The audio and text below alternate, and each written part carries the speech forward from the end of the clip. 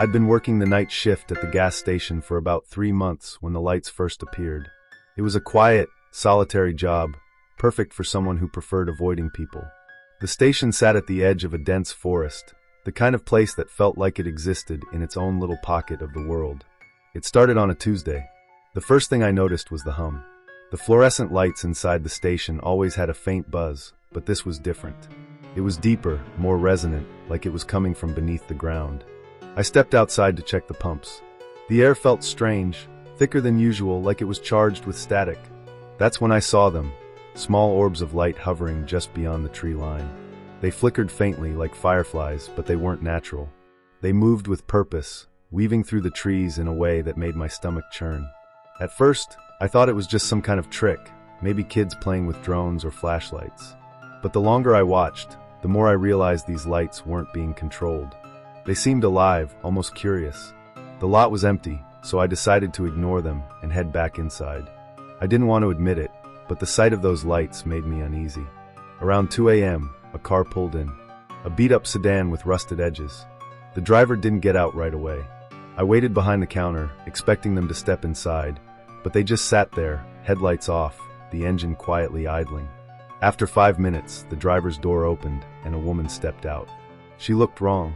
Her movements were stiff, jerky, like she wasn't used to controlling her own body. Her face was pale, her eyes wide and unfocused.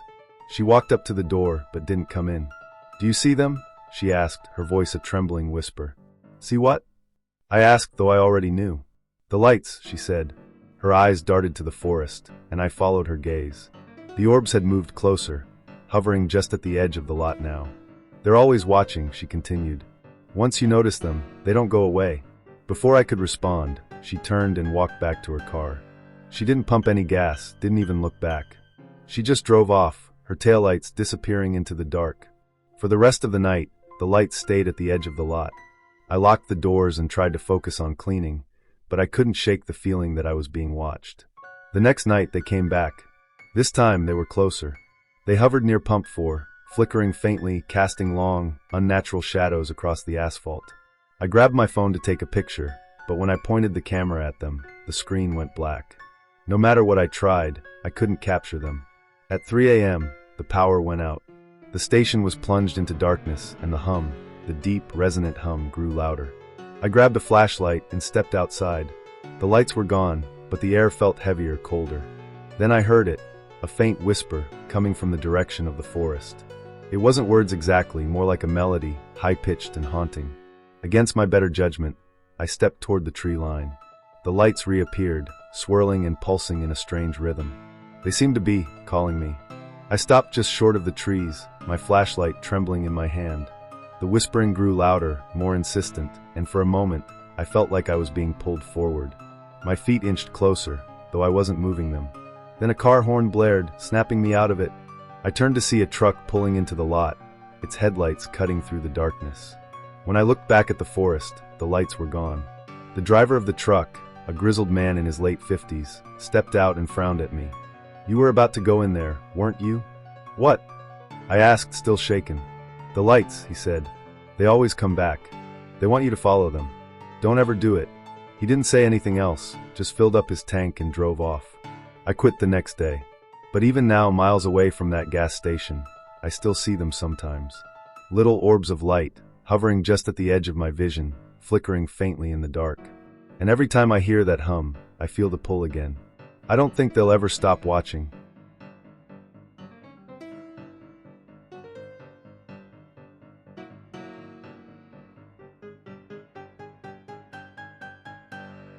Working at a gas station on the outskirts of town had its perks. It was quiet, no bosses breathing down your neck, and the occasional trucker passing through was usually the highlight of the night. But the isolation could get to you.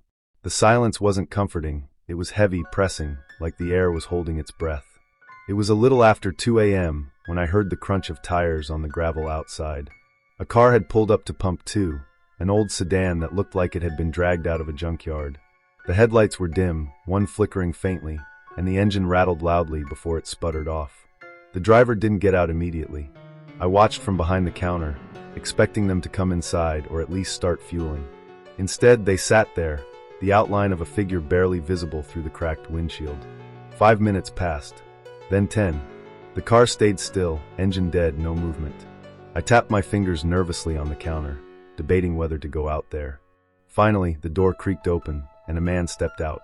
He was wearing a tattered coat, and his face was obscured by a hood. His posture was strange, slouched, as though he was dragging himself along. He walked toward the station, his steps uneven, almost hesitant. When he pushed the door open, the chime sounded louder than usual, sharp and jarring in the stillness. "Evening," I said, forcing a casual tone. The man didn't respond. He walked slowly to the counter, his head tilted slightly downward. When he stopped in front of me, I noticed something strange. His shoes were dry, but the floor beneath him was wet, as if he'd been walking through water. "Can I help you?" I asked, trying to ignore the unease creeping up my spine. He reached into his coat and pulled out a small, crumpled piece of paper. Without a word, he placed it on the counter. "What's this?" I asked. He didn't answer. I picked up the paper and unfolded it. Written in shaky, almost illegible handwriting were the words, "Don't turn around." I froze, the words sinking in like ice water. "What?" I started, but when I looked up, the man was gone. The door hadn't chimed, and I hadn't heard footsteps. He had just vanished. I glanced toward the lot. The car was still there, but the driver's seat was empty. The wet footprints leading from the car to the station stopped abruptly, just inside the doorway. The silence was deafening now, the hum of the fluorescent lights seeming to fade. My eyes darted toward the security monitors. The lot was empty. Then I felt it. A presence behind me, heavy and cold, like someone standing too close. My breath hitched, and my heart pounded in my chest. I wanted to turn around, to prove to myself that nothing was there. But the note told me not to. The temperature in the room dropped suddenly, and I could see my breath misting in front of me. The lights flickered, casting strange, shifting shadows across the walls. I heard a faint whisper, low and guttural, right behind my ear. I couldn't make out the words, but it was enough to send a shiver down my spine. I clenched my fists, squeezing my eyes shut. "You're not real," I whispered to myself. "You're not real." The whispering stopped. For a moment, the air was still. Then, the sound of heavy footsteps began, slow and deliberate, moving away from me. They echoed through the station, each step reverberating like a drumbeat.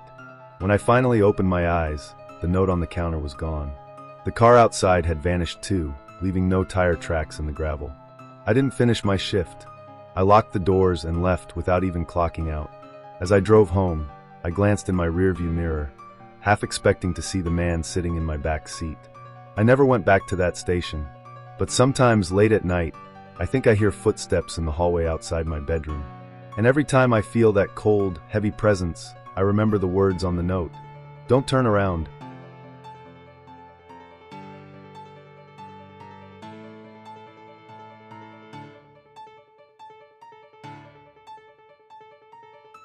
The gas station I worked at wasn't anything special, just a small, worn-down building on the edge of nowhere, surrounded by woods. The night shifts were long and boring, but they paid well enough. Most nights, the only company I had was the hum of the fluorescent lights and the faint buzz of the overhead sign that always flickered. It was a quiet Tuesday night when things started. I was counting down the hours until my shift ended when an old, beat-up car pulled into the lot. It parked at Pump 6, the farthest one from the building. The driver didn't get out right away. I watched him from the window, waiting, but he just sat there, staring straight ahead. The headlights were off, and the interior was dark. After a few minutes, he stepped out. He was tall, wearing a long coat that looked too heavy for the mild weather. His face was partially hidden under the brim of his hat, but what I could see looked off. His skin was pale, almost gray, and his movements were slow, deliberate. He picked up the pump nozzle, but didn't put it in his car. Instead, he stood there, holding it, staring at his reflection in the gas station's window. I grabbed the intercom. "Need any help out there?" He didn't respond. He didn't even flinch, just kept staring at the glass. I decided to go outside. The air was colder than it should have been, and it smelled faintly of something metallic. As I approached, the man didn't acknowledge me. "Sir, do you need assistance?" He slowly turned to face me. His eyes were wrong. They weren't just dark, they were empty like twin voids. My stomach tightened as I noticed his reflection in the window behind him. It wasn't mirroring his movements. While the man stood still, his reflection tilted its head, as if it were studying me. I froze, unsure if I was seeing things. Then the reflection smiled, a wide, unnatural grin that the man himself didn't make. "I'm fine," the man said suddenly, his voice flat and cold. He put the nozzle back, climbed into his car, and drove off without pumping a drop of gas. I went back inside, shaken. I tried to focus on my tasks, but something felt off. The air in the station felt heavier, and the shadows in the corners seemed darker, deeper. I decided to check the security cameras. When I pulled up the feed for Pump 6, my breath caught in my throat. The man was still there, standing perfectly still, staring into the window. But when I looked outside, the lot was empty. The camera feed glitched, and for a moment, his reflection filled the screen. It wasn't just his. There were others, too. Dozens of faces staring out from the glass, their eyes black and their mouths twisted into that same unnatural grin. I shut the monitor off and stepped back, my heart racing. The air felt colder, and the overhead lights began to flicker.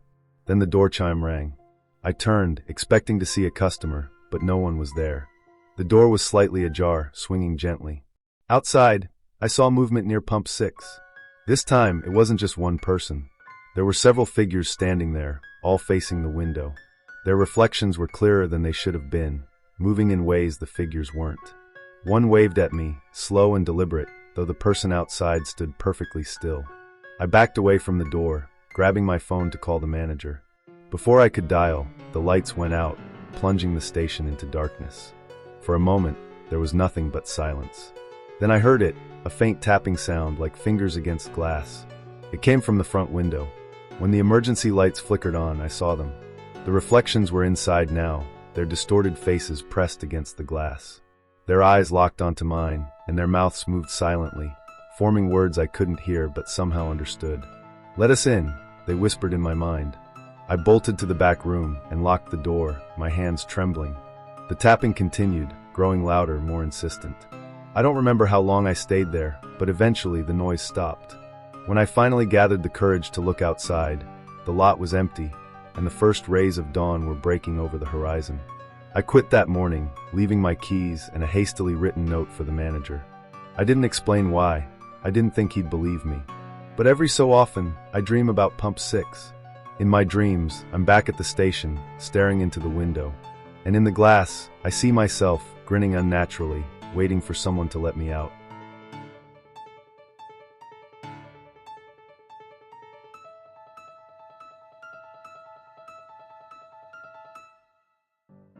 Working the night shift at the gas station wasn't glamorous, but it was steady. The place sat on a desolate highway where nothing much happened. Most nights, the only visitors were truckers passing through, or the occasional carload of teenagers heading to God knows where. It was lonely, sure, but I didn't mind. At least, not until that night. It started like any other. I was sipping stale coffee and half watching an old horror movie on the TV behind the counter. Around 1 a.m., a black sedan pulled in. It glided to a stop at Pump 5, its engine so quiet I didn't hear it arrive. The driver didn't get out at first. He just sat there, the windows so tinted I couldn't see inside. After a long minute, the door opened, and a man stepped out. He was tall and thin, dressed in a black suit that looked far too formal for a gas station. His face was sharp, his skin pale, and his eyes, something about them made my stomach twist. They were too dark, like looking into a deep well with no bottom. He walked inside, his shoes clicking against the tile. When he reached the counter, he placed a crisp $50 bill down and said, "Fill it." "Sure thing," I said, forcing a smile. He didn't move as I rang him up. He just stood there, staring at me. His gaze felt heavy, like it was peeling back my skin and looking straight into my thoughts. I handed him his change, but he didn't take it. Instead, he said, "Do you know what happens here?" "Excuse me?" He leaned in slightly, his voice dropping to a whisper. "Do you know what this place is?" Before I could respond, he turned and walked out. I watched as he picked up the pump and began filling his car. The nozzle clicked, signaling the tank was full, but the man didn't stop. The numbers on the pump kept climbing, the sound of the flowing fuel growing louder. I stepped outside. "Sir, it's full," I called out. He didn't respond. As I got closer, I realized the fuel wasn't going into the car. It was spilling out, pooling on the ground in dark, glistening puddles. But the puddles weren't spreading. They were moving, crawling, like black veins snaking toward his feet. "Sir, you need to stop," I shouted, panic rising in my voice. The man finally looked up, his dark eyes locking onto mine. "It's not for the car," he said, his voice calm, almost amused. And then he was gone. No car, no man, nothing. Just the sound of the pump shutting off, and the faint smell of gasoline lingering in the air. I stumbled back inside, heart pounding. But when I looked at the monitors, the pump was still running.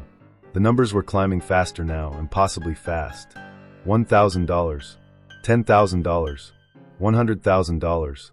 The phone rang, making me jump. I picked it up hesitantly. "Don't let it overflow," a voice said. It was deep and distorted, like it was coming from underwater. "Who is this?" I demanded. "Not everyone pays in money," the voice replied. "Some pay in other ways." The line went dead. I ran back to the window, but the station outside wasn't the same. The pumps were gone, replaced by jagged black shapes that writhed and twisted in the shadows. The ground was covered in the same dark liquid, and the air smelled like burnt metal. I wanted to leave, to run, but when I turned around, the station's interior had changed. The aisles stretched endlessly, the shelves filled with things I couldn't recognize, shapes that pulsed and moved, whispering in languages I couldn't understand. The door chimed, and another car pulled in. This one was a rusted old truck. The driver stepped out, a woman with wild eyes and a frantic expression. She rushed inside, slamming a stack of old, faded bills onto the counter. "Take it," she said, her voice shaking. "Take what?" I asked. "The payment," she hissed. "It's coming." She ran back to her truck, but before she could reach it, the darkness from the pumps consumed her. She didn't scream, she just vanished, leaving only the faint echo of her footsteps. When dawn broke, the station was normal again.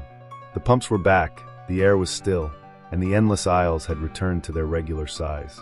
But the $50 bill from the man in the suit was still sitting on the counter, crisp and untouched. I quit the next day. The manager didn't seem surprised. "You lasted longer than most," he said. "Now, when I drive past that station, I don't look. But sometimes, out of the corner of my eye, I see the black sedan parked at Pump 5. And I wonder if it's still waiting for someone else to pay the price."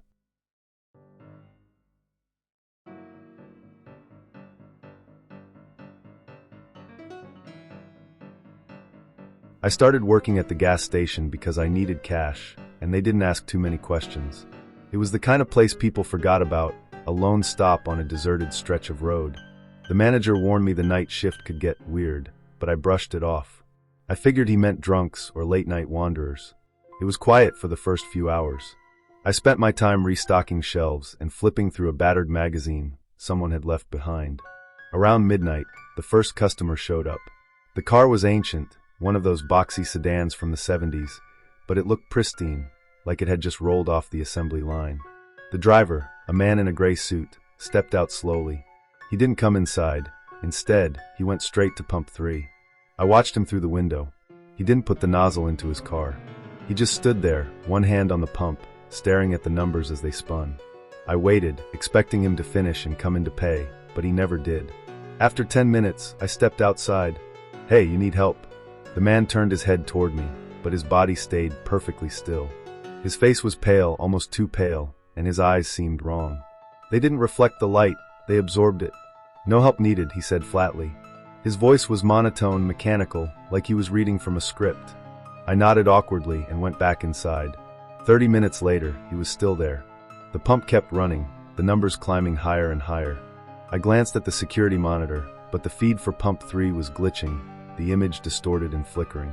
At 1 a.m., another car pulled in, a beat-up pickup truck. The driver, a woman in her late 50s, walked in quickly, her eyes darting nervously around the station.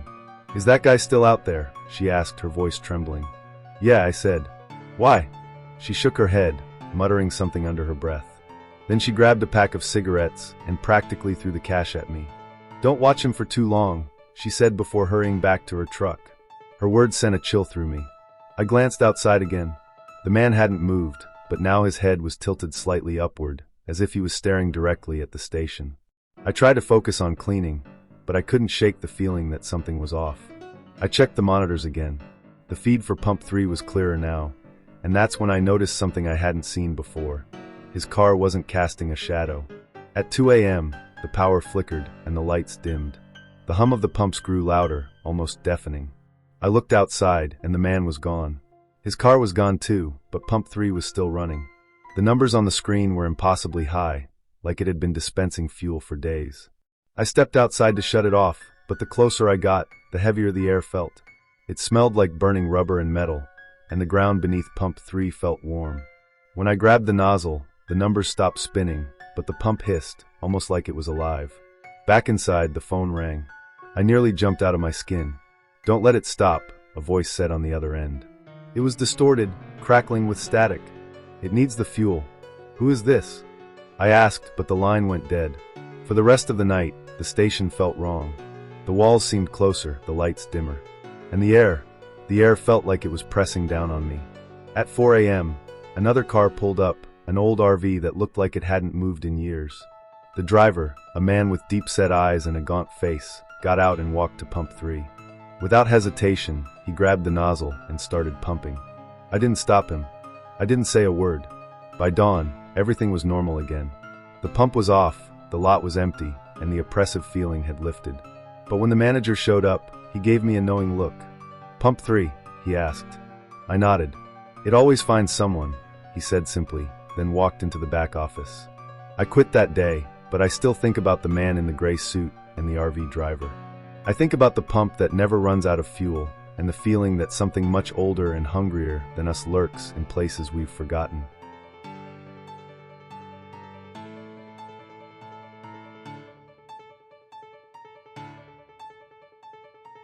I picked up the overnight shift at the gas station because I thought it would be easy.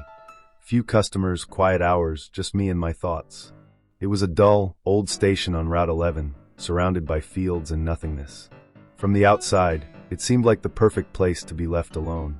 That first night, I brought a book to pass the time, but I never got the chance to open it. Something about the station demanded my attention. It started with the noises. At first, I thought it was the building settling, the occasional creak or groan from the walls. But as the hours wore on, I realized it wasn't random. The sounds had a rhythm, a pattern, almost like breathing. I laughed it off, told myself it was just my imagination, and tried to focus on cleaning. Around midnight, the first car arrived. A man got out, tall and lean, his face hidden under a wide-brimmed hat. He didn't come inside. Instead, he stood by pump 1, staring at the ground.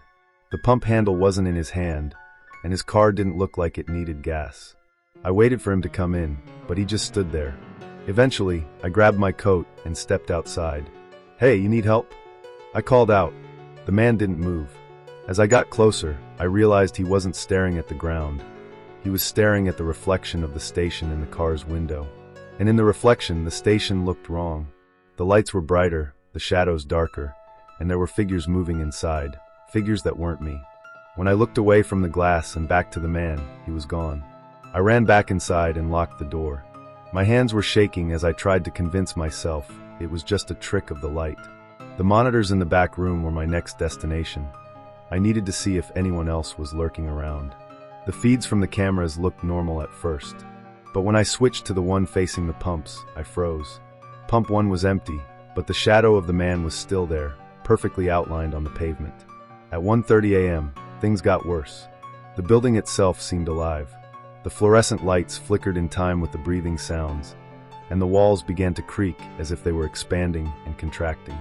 The air felt heavier, and the faint smell of gasoline was replaced with something sharp and rotten. The door chime rang, and a woman walked in. She was wearing a red coat and held an umbrella, though the night was dry. Her movements were strange, too smooth, like she was gliding. "Do you have a payphone?" she asked, her voice soft but flat. "We don't have one," I said, trying to stay calm. She tilted her head, her eyes locking on mine. "Everyone needs to call someone eventually." She left without buying anything, her umbrella tapping lightly against the floor as she went. When I looked outside moments later, she was standing by pump 4, staring directly at the security camera. I didn't check the monitor again. At 3 a.m., the power flickered, and the station went dark. I scrambled to find my flashlight, the sound of breathing now deafening. It was everywhere, surrounding me. I swore I could feel it on my neck, warm and wet. The emergency lights kicked in, bathing the station in a dim red glow. That's when I saw it. The shelves were gone, the counters were gone, and the gas station had turned into a vast, empty space with walls that pulsed like lungs. The figures from the reflections were there now, standing in a circle around me. Their faces were blank, featureless, but they were all staring at me waiting. I don't remember how I got out. The next thing I knew, I was sitting in my car, parked miles away from the station. The clock read 6:12 a.m., and the sky was just starting to brighten. I quit the next day. The manager didn't ask why, and I didn't offer an explanation. But every so often, I hear that breathing again, when I'm alone at night, when the air is still. And I wonder if the station let me leave, or if it's just waiting for me to come back.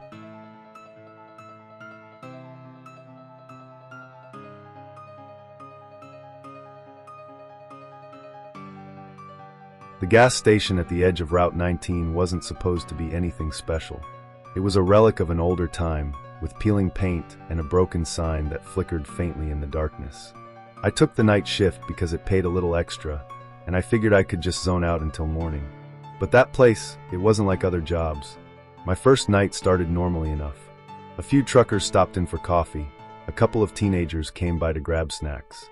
By midnight, the place was dead quiet, with only the hum of the overhead lights and the distant whir of passing cars to keep me company. Then, at 12:45 a.m., the door chime rang. I glanced up, expecting to see another customer, but no one was there. The door was open just a crack, swaying gently as if someone had just walked through. I stepped out from behind the counter to close it, but as I reached for the handle, the lights flickered. For a moment, I thought I saw someone standing in the middle of the road, just beyond the edge of the gas station's light. It was a tall figure, motionless, their face obscured by the shadows. I blinked, and they were gone. Shaking off the unease, I returned to the counter and busied myself with inventory. But something felt off. The air grew colder, and I noticed a faint sound, like the distant murmur of a crowd. It was coming from the direction of the pumps. Curiosity got the better of me, and I checked the security cameras. At first, I saw nothing unusual, but then on the feed from Pump 2, I noticed a figure standing perfectly still. They were facing away from the camera, wearing what looked like old, tattered clothes. Their hair was matted, and their posture was rigid, almost unnatural. I grabbed the intercom mic. "Excuse me, do you need help?" No response. I decided to go outside. The air was heavy, and that faint murmuring sound grew louder with each step. When I reached Pump 2, the figure was gone. But in its place, there was something else, an old gas receipt fluttering on the ground. Picking it up, I saw that it was dated from 1975, over 40 years ago. The name on the receipt read Margaret Holloway. Beneath it, scribbled in shaky handwriting, were the words, "Help me."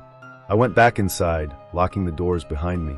The murmuring sound had followed me, faint but persistent, like whispers coming from just beyond the walls. I checked the cameras again, and this time, the figures were everywhere. They stood by the pumps, in the aisles, behind the counter, silent, unmoving, all staring in different directions. I spun around, but the store was empty. The clock read 2:30 a.m. when the phone rang. Relieved for the distraction, I answered. A woman's voice crackled through the line. "Did you see her?" she asked. "Who?" I stammered. "Margaret," she whispered.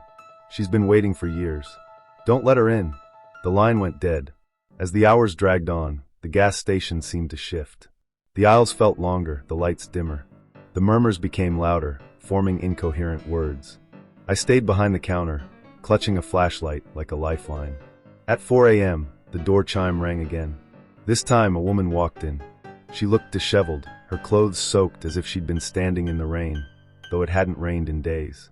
Her eyes were hollow, sunken, and when she spoke, her voice was raspy. "Pump 2 isn't working," she said.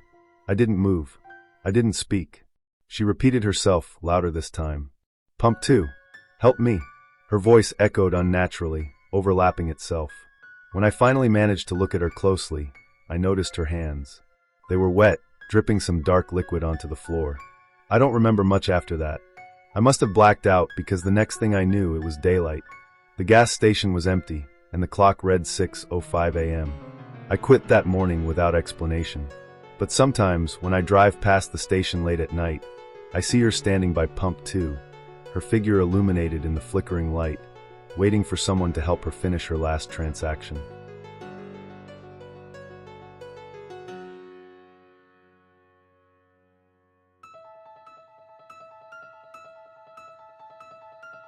The gas station on the edge of town was the only place that would hire me after my last job fell through. It was small, isolated, and poorly lit, but the pay was decent, and the night shifts promised solitude. Perfect, I thought. Just me, the hum of the fluorescents, and the occasional customer passing through. My first night started uneventfully. The manager gave me a quick rundown, handed me the keys, and disappeared into the night. "Don't stay too close to the pumps for too long," he said before driving off. I laughed, thinking it was some kind of inside joke, but his tone didn't match the words. By midnight, I was beginning to understand why no one else wanted this job. The place felt alive in a way I couldn't explain. The wind would pick up suddenly, rattling the windows, and the shadows cast by the flickering neon lights seemed to stretch too far, curling into corners they shouldn't reach. The first real incident happened around 12:30. I was wiping down the counter when I noticed movement outside. A man was standing by pump 6, staring at his reflection in the glass of his car's window. He hadn't been there a moment ago. I was sure of it. I watched him for a while, waiting for him to come inside, but he just stood there motionless. After a few minutes, I stepped outside to see if he needed help. "Hey, everything okay?" I called out. He didn't respond. His face was pressed close to the glass now, so close that his breath should have fogged it, but it didn't. I took another step closer, and that's when I realized the reflection wasn't right. The man's face in the window wasn't matching his movements. While he stood still, the reflection tilted its head slowly toward me, its eyes wide and unblinking. I froze, my breath catching in my throat. When I finally managed to glance back at the man himself, he was gone. The car was gone. Pump 6 was empty. Shaken, I went back inside and locked the doors. I told myself I was imagining things, that the long hours and dim lights were playing tricks on me. But then the smell hit me, a sharp, metallic tang like rust or blood. It seemed to seep in from everywhere, clinging to the walls and my clothes. At around 2 a.m., the power flickered, and the station was plunged into darkness for a full minute. When the lights came back on, the security monitors were filled with static. But through the interference, I could make out faint shapes. One monitor showed someone standing inside the station, near the back shelves, though I was alone. Another screen showed Pump 6, but the figure there wasn't human. Its limbs were too long, its movements jerky, and its face was blank, like a smudged drawing. I tried calling the manager, but the phone only emitted static. The smell grew stronger, almost suffocating now. I decided I'd had enough and bolted for the front door, but when I opened it, the world outside wasn't right. The highway was gone, replaced by a dense fog that reflected the station's neon glow. Shapes moved within it, but no matter how hard I squinted, I couldn't make them out. I slammed the door shut and backed away, heart racing. The lights flickered again, and in the brief moments of darkness, I heard a voice. It was faint, like a whisper carried on the wind, but it was clear enough to chill me to my core. "Come to Pump 6. I didn't listen. I spent the rest of the night hiding behind the counter, clutching a wrench for protection. When dawn finally broke, the fog lifted, and the station returned to normal. The manager arrived at 6 a.m., whistling as if nothing had happened. When I tried to explain, he just nodded knowingly. "You saw it, didn't you? Pump 6 has always been strange. I quit on the spot, but sometimes, when I drive past that gas station at night, I can't help but glance toward Pump 6. And every now and then I think I see someone standing there, staring at their reflection, waiting for something or someone to join them."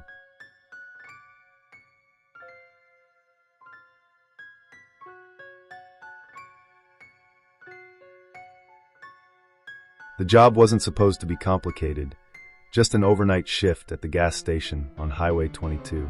Easy money, I thought. The place was run down, a relic of a forgotten era, with flickering neon lights and cracked pavement.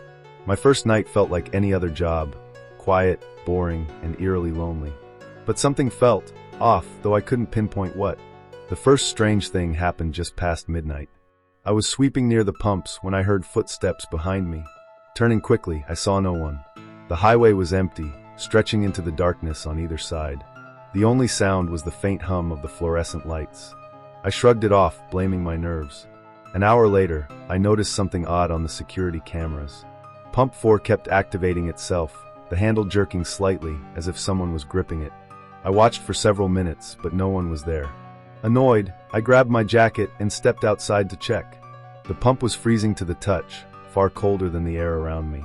That's when I noticed the smell, a sharp, acrid scent that wasn't gasoline. It was heavier, almost like burnt rubber, and it clung to the back of my throat. Back inside, I tried to distract myself by stocking shelves. That's when I found the Polaroid. It was wedged between two dusty snack bags. The image was old, faded, and showed the gas station from decades ago. There were people in the picture, customers, and what appeared to be a young man in a uniform standing by the register. He was smiling, but there was something wrong. The same acrid smell seemed to linger on the photo, and the longer I stared, the more uncomfortable I felt. By 3 a.m., the station became colder, and the hum of the lights grew louder, almost grating. I heard a faint knocking sound, rhythmic and deliberate. It was coming from the back storage room. At first, I thought it might be the wind or an animal, but when I opened the door, the room was empty. There was, however, a faint outline of wet footprints leading to the corner. I backed out quickly and locked the door. The knocking didn't stop. Around 4 a.m., a man arrived. He looked normal enough, worn jeans, a flannel shirt, a weathered face. He asked for coffee, his voice calm but hollow, like he was distracted. As he poured his drink, I noticed his hands. They were trembling, and his fingernails were blackened at the edges. Before I could say anything, he spoke. "You should leave before it gets worse," he said, his eyes locking with mine. "Before what gets worse?" I asked, but he didn't answer. He just paid, left his coffee untouched, and drove off into the night. The final hour was unbearable. The lights flickered constantly, and the smell grew stronger, seeping into every corner of the station. The security monitors showed static, but for brief moments they would flash images. Faces pressed against the glass, figures standing by the pumps, and that man from the Polaroid staring directly into the camera. At exactly 5 a.m., everything stopped. The lights stabilized, the monitors cleared, and the oppressive smell vanished. The sun was rising, painting the highway in soft orange and pink hues. I grabbed my things and left without looking back. The next day, I called the manager to quit. He didn't sound surprised. Before hanging up, he muttered something that sent a chill down my spine. "You're lucky. Most don't make it through the first night." I never went back to that gas station, but sometimes I dream about it. In those dreams, I'm trapped inside, surrounded by the smell and the whispers. And every time, I wake up just before the knocking starts.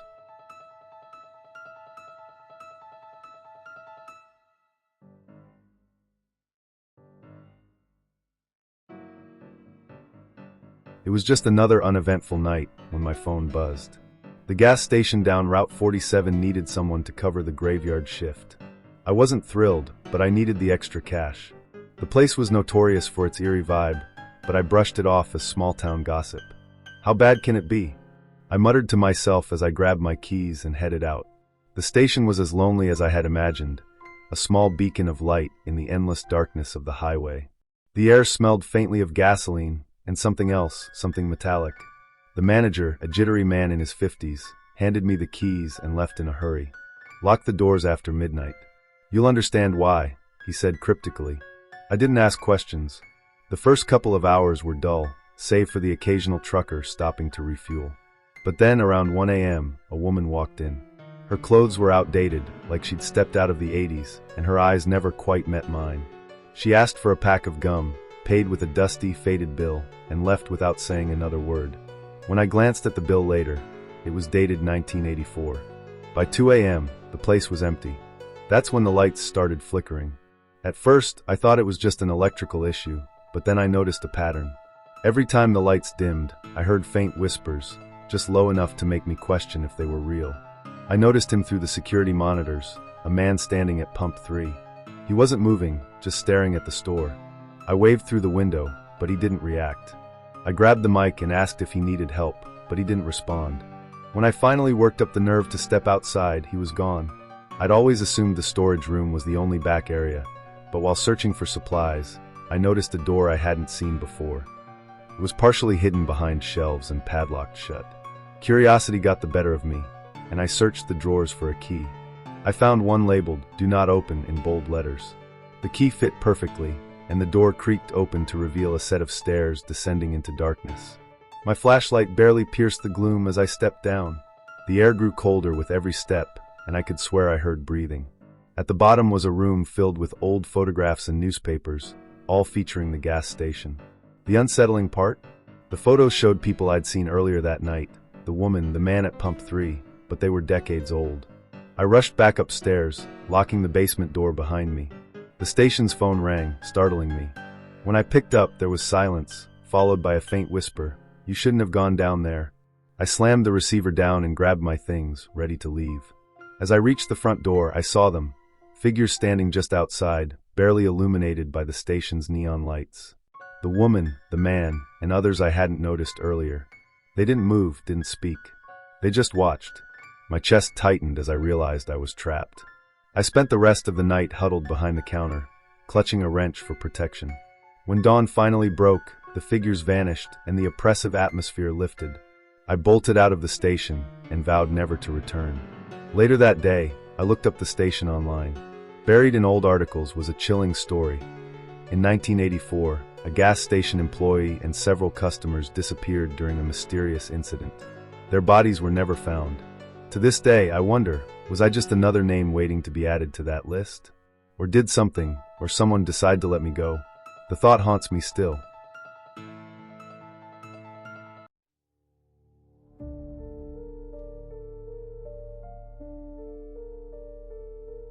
It was supposed to be a simple stop on a late-night road trip. Just a quick fill-up before heading home, but I had no idea how quickly it would turn into something much darker. The night was unusually cold for early September, and the long drive had worn me down. The headlights of my car cut through the thick fog rolling over the highway, and the deep hum of the engine was the only sound breaking the silence.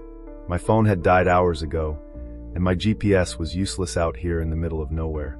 The road stretched ahead, an endless, desolate ribbon cutting through darkened forests and fields. I was running low on fuel, but there was no sign of civilization for miles.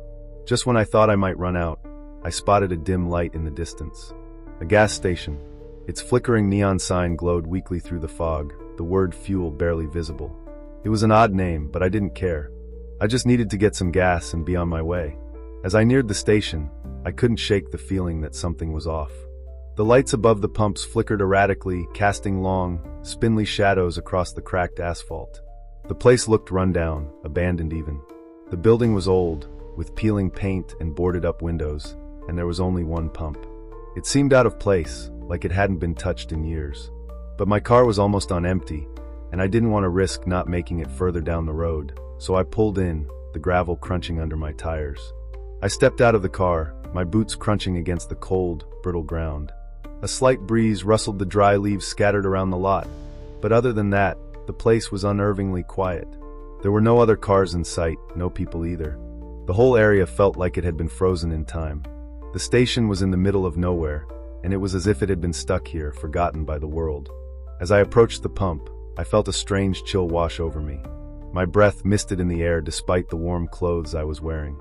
I tried to ignore the creeping sense of unease and focused on getting the gas. I took the nozzle in my hand and clicked it into place. The pump sputtered, and then the fuel started flowing. As I stood there waiting, I couldn't help but glance over my shoulder. The road behind me was empty, but there was something odd about the woods in the distance, almost like they were closing in, pushing against the edges of my vision. I quickly turned away, trying to shake off the feeling. The sound of the fuel running into my car was oddly loud in the stillness, and just as I glanced at the pump to check how much gas I had gotten, I saw something move in my peripheral vision. A shadow. It was standing near the entrance to the station's small, rundown store, its form silhouetted against the light from inside. At first, I thought it was just another traveler, maybe a late-night worker who had come out to check on something. But then I noticed something odd. The figure wasn't moving. It was standing completely still, just staring. I could feel my pulse quicken, a strange tension rising in my chest. I tried to ignore it and finished fueling, but as I did, I noticed a detail that made my stomach turn. The figure wasn't wearing a jacket. It was bare-chested, but no one in their right mind would stand out here in this cold without covering up. The skin of its arms looked almost pale and lifeless, the muscles long and unnatural, stretched as though it had been starved of time. Something about that sight made my skin crawl. I wanted to get back in the car, but my feet felt like they were rooted to the ground. The figure didn't move, it just stood there, staring at the gas station.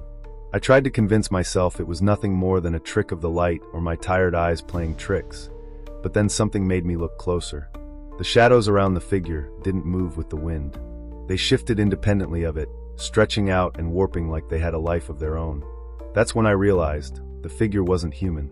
I quickly pulled the nozzle from the pump and slammed it back into place. My hand was shaking as I fumbled for my keys. My instincts screamed at me to leave.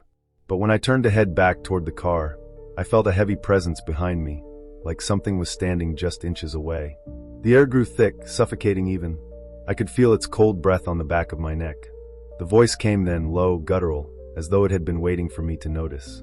"You're not supposed to leave." I whipped around. The figure was gone.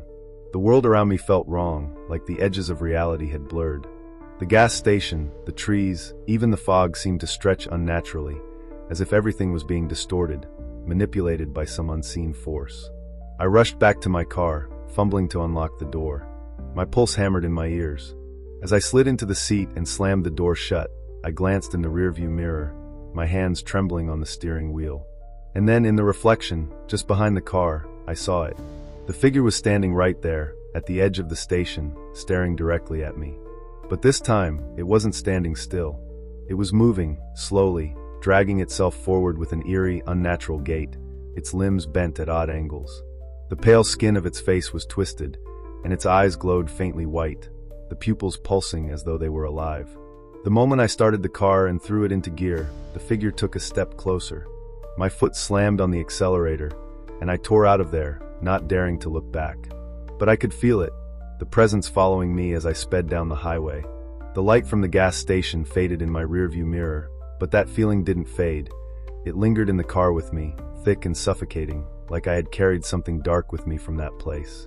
I kept driving, desperate to get as far away as possible, but no matter how far I went, the feeling didn't leave. It sat like a weight on my chest, a suffocating presence that made every mile feel longer than the last. It wasn't until I got back to civilization that I dared to look at the gas gauge again. My heart skipped a beat when I saw it.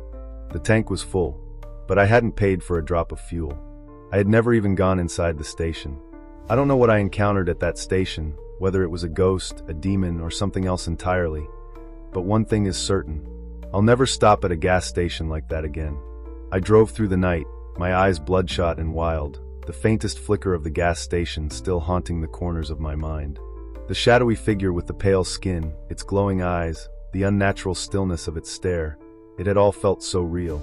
But the more I thought about it, the more I began to question whether it had been a nightmare or something far worse, something that had bled into reality. Hours passed, and the sun was just beginning to creep over the horizon when I finally reached the nearest town. I parked my car in front of a diner, too exhausted to drive any further. My hands were still trembling as I reached for my wallet to pay for some food, but when I opened the glove compartment, I found something I hadn't expected. A receipt. It was folded neatly, its edges crisp. And it was from the gas station, the one I had just fled from. The date was the exact time I had been there, the time I had filled up my tank, and it was stamped with the name of the place, Harker's Rest. My breath caught in my throat. I hadn't gone inside the station. I hadn't paid for any gas. So how was it possible that there was a receipt in my glove compartment? As my hands trembled, I unfolded the receipt slowly. And there, printed on the bottom in bold letters, was a message. "You can never leave." I froze, my blood turning to ice. The hairs on the back of my neck stood up as the weight of the words settled over me. I felt an overwhelming urge to get out of that diner, to leave that town, but something told me that no matter how far I went, it would follow. The figure, the gas station, the presence, it wasn't done with me. The last fueling was never just about gas. I rushed out of the diner and into my car, the receipt still clutched in my shaking hand. The air outside was stifling, thick with an unnatural heaviness. And then as I got into my car, I noticed something else, something I hadn't seen before. In the reflection of the windshield, just above the rearview mirror, I saw the figure again. It wasn't in the distance anymore. It was right behind me, right there, and it was smiling.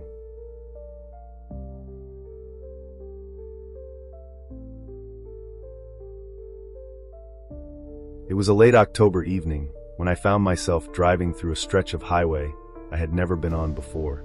A strange sense of urgency had led me to leave the city much later than I had planned. Work had kept me longer than expected, and now the road ahead was empty, the night growing thicker with each passing mile. My phone had died hours ago, and I had no GPS to guide me. The headlights of my car cut through the dark, revealing nothing but an endless stretch of asphalt and forests on either side. The only sound in the air was the occasional crackle from the radio, which I couldn't get to work right. I was just about to turn around and head back when I saw it, an old, weathered gas station looming ahead, barely visible through the fog. The station was small, tucked off the main road, like it had been there for years. The fluorescent lights above flickered and buzzed in a way that made the place feel more like a ghost than a business. There was no one around, no cars, no signs of life. But I needed gas, so I pulled in. I stepped out of the car and immediately felt the chill of the night air. The gas pump was old, its paint chipped, its handle stiff with age. But it worked. The small clink of the nozzle in my hand was the only sound in the air, and I couldn't help but feel a strange sense of being alone, too alone. As I pumped the gas, my eyes wandered around. The station looked like it hadn't seen a customer in years. The parking lot was cracked and littered with old debris, and the storefront was covered with grime and rust. Then something caught my eye. A shadow. A figure in a trench coat standing near the door of the station's small, dimly lit shop. I hadn't seen him approach, but there he was, just standing motionless. I tried to brush it off. Maybe he was just another customer, but something about him didn't feel right. His stance was stiff, like he was waiting for something, or someone. I finished pumping the gas and made my way toward the door, but as I got closer, I felt an overwhelming sense of unease. The man didn't move, didn't even acknowledge my presence. He stood there, staring at the door as though he were expecting it to open. I almost turned around and left, but something compelled me to enter. The bell above the door jingled as I stepped into the shop. Inside, the place was dusty, with shelves filled with old, expired products and signs that looked like they hadn't been updated in decades. The smell of stale coffee lingered in the air, and the whole place seemed trapped in time. The dim fluorescent lights buzzed above, casting long, sickly shadows. Behind the counter, there was an older man. His face was creased with age, but his eyes were completely empty, like he was staring right through me. "Can I help you?" he asked in a voice that was as flat as the room itself. "I just need to pay for the gas," I said, trying to keep my voice steady. I could feel the tension in the air, like something was wrong, but I couldn't put my finger on it. The man didn't move for a long moment, just staring at me. Then finally, he nodded and reached for the register, his fingers slow and deliberate. The man in the trench coat was still outside, standing by the door. I couldn't understand why he was just standing there. He looked out of place, like he didn't belong. As I paid and turned to leave, something strange happened. The door to the station didn't open when I tried to push it. The glass shifted, like something heavy was pressing against it from the other side. I pushed harder, but it wouldn't budge. And then I heard it, the faintest sound like scraping metal coming from the back of the shop. I turned around, and the old man was no longer at the counter. He had disappeared. I felt a cold chill run down my spine. I backed up, moving toward the door, and as I reached for it again, the man in the trench coat was standing directly behind me, blocking the way. His face was still hidden, but his presence seemed almost thick, pressing in on me. His trench coat was heavy and dark, like it had been soaked in something long ago. I tried to speak, but my throat felt tight, like something was closing in on me. The man didn't move. He simply stood there, staring at the door, completely unblinking. "Excuse me." I tried again, my voice barely a whisper. No response. Then for the first time, his head turned toward me. Slowly. And that's when I saw it. His eyes. They weren't eyes at all. There were holes, dark and hollow, where his eyes should have been. Deep, bottomless voids, as though there was nothing behind them, just emptiness. I froze. Then, in a voice that was barely above a breath, the man spoke. "You shouldn't have come." And with that, the door slammed open by itself, throwing me backward into the shelves. I scrambled to my feet, but before I could get to the door, I heard the scraping sound again, louder this time, and felt something cold brush past my skin. I ran. I didn't stop. I didn't look back. I jumped into my car, slamming the door shut behind me, and drove off into the night. That was 3 days ago. I haven't been able to sleep since. The images of the man in the trench coat still haunt me, his empty eyes, his voice, that dark, suffocating presence. And every night, I hear the scraping again. The worst part?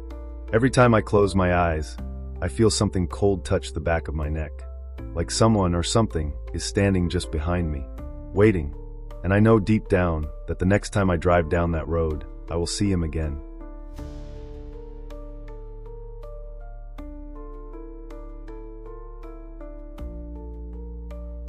I've always loved long drives, just me, the open road, and the quiet hum of the tires against the asphalt.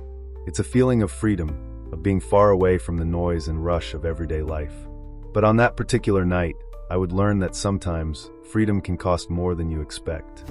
It was around 2:30 a.m., and I was somewhere in the middle of nowhere.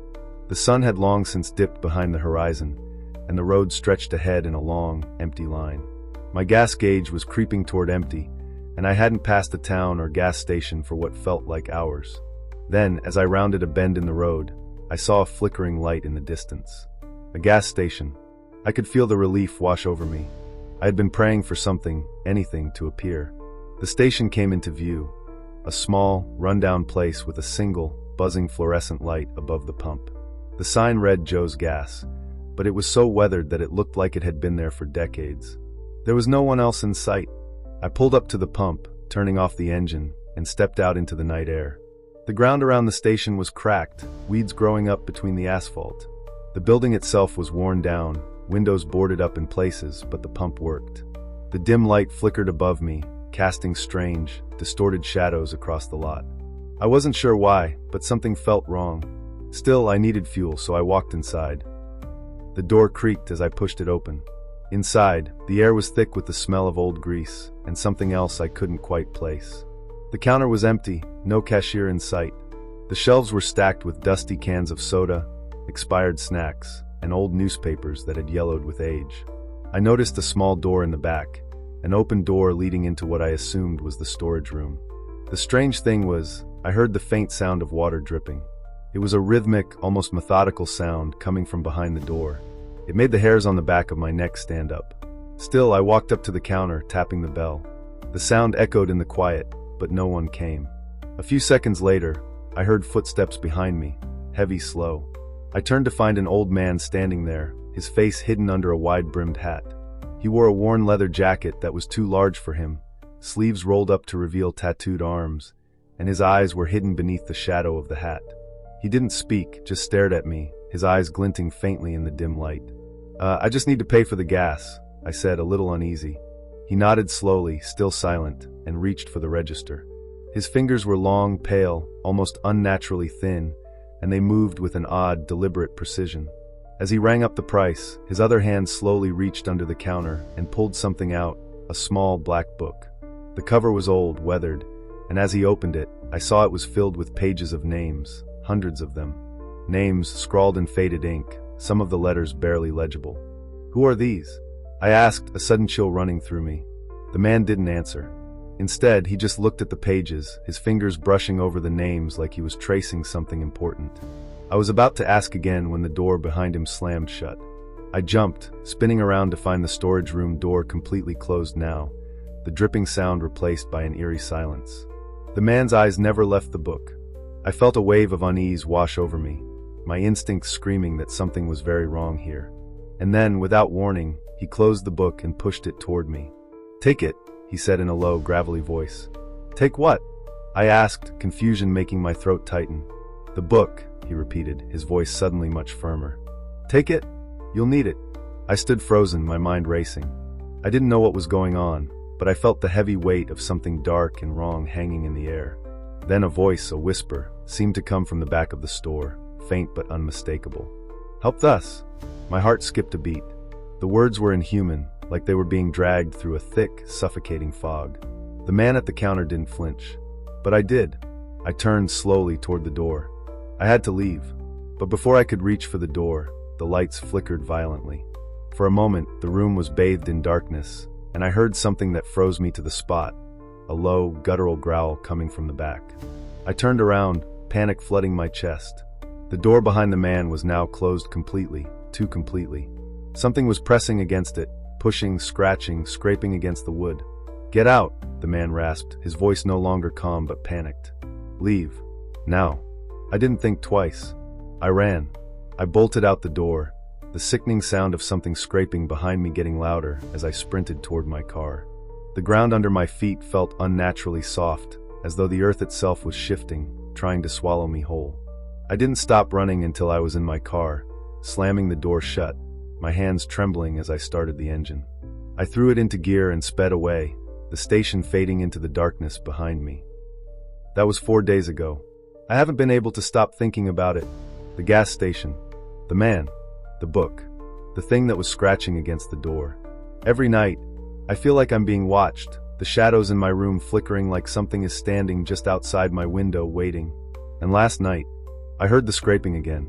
But this time, it wasn't from outside. It was coming from the floorboards. Soft. Slow. And this time, I could hear the voice more clearly. "Help thus." And then, "You've taken the wrong road." The scratching grew louder. Closer. And I knew deep down that the next time I hear that voice, I won't be able to leave.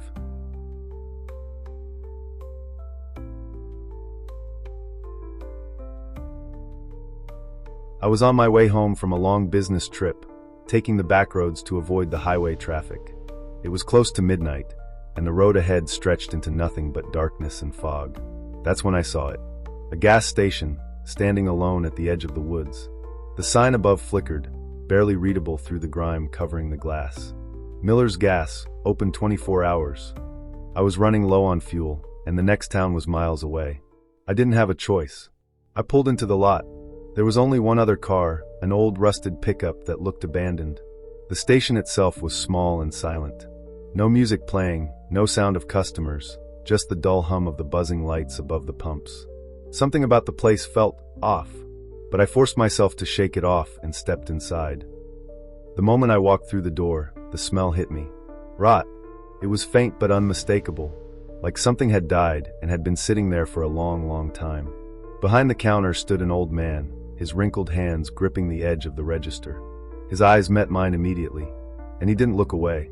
His name tag read, Miller. I forced a small nod. 30 on pump 2. The old man didn't speak. He just kept staring.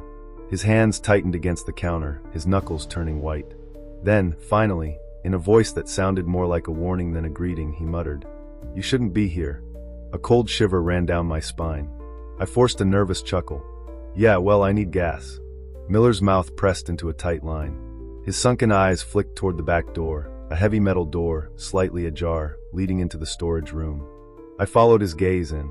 I saw something, a shadow moving just beyond the doorway. Something big, something that wasn't human. A low scraping noise came from the back, like claws against concrete. Miller's breathing turned shallow.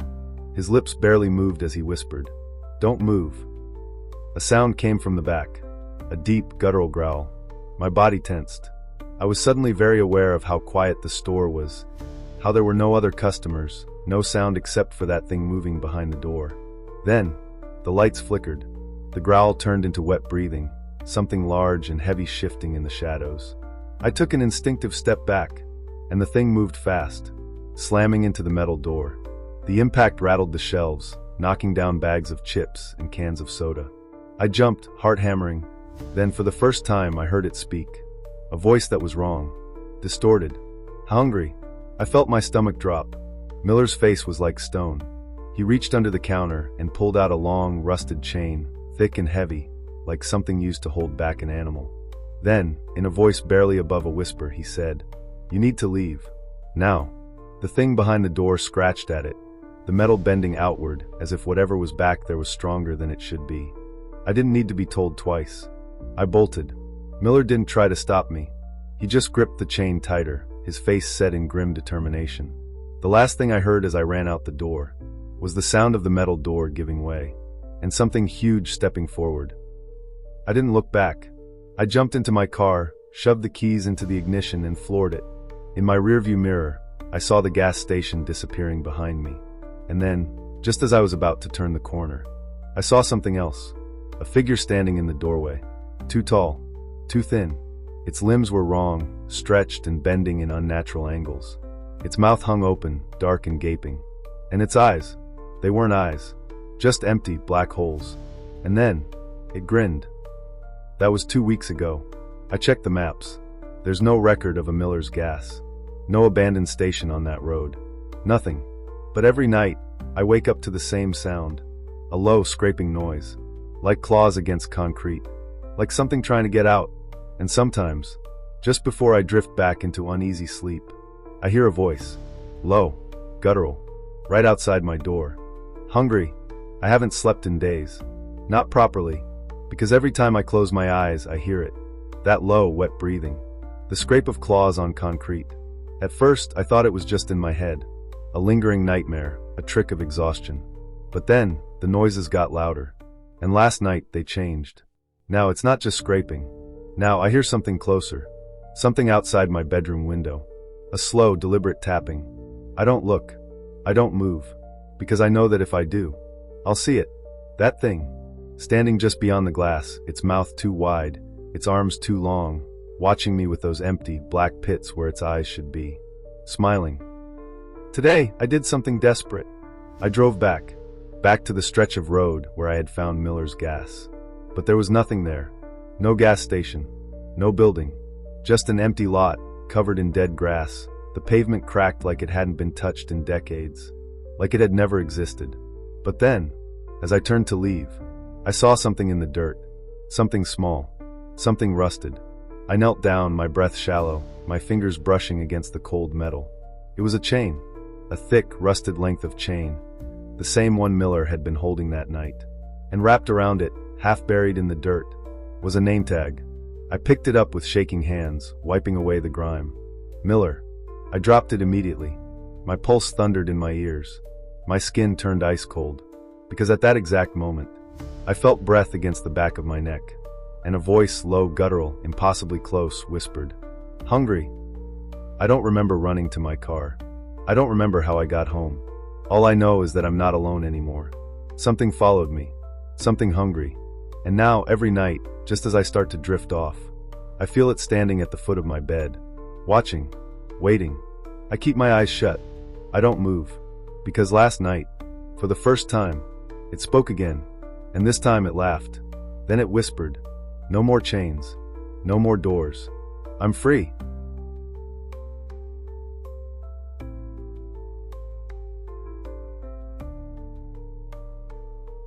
I had been driving for hours, lost somewhere deep in the back roads of a town that wasn't on my map. The night was pitch black, the trees on either side of the road pressing in like walls. I was running on empty. Then up ahead I saw it, a gas station standing alone in the dark. The neon sign flickered weakly, barely visible through the thick fog rolling in. Carter's Gas, open 24 hours. I pulled in and parked by the pump, but before I could step out, something caught my eye. A girl, sitting on the curb beside the store. She looked young, maybe 16, wearing a tattered hoodie and jeans. Her long black hair hung over her face, and her arms were wrapped around her knees.